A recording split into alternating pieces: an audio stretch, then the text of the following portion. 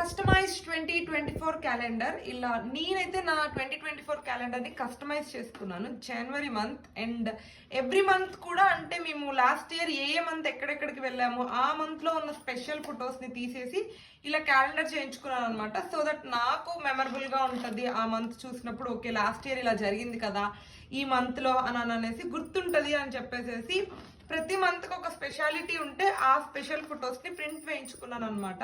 And ఇది వచ్చేసేసి నేను దిర్పింక్ అనే వెబ్సైట్ నుంచి తీసుకున్నాను.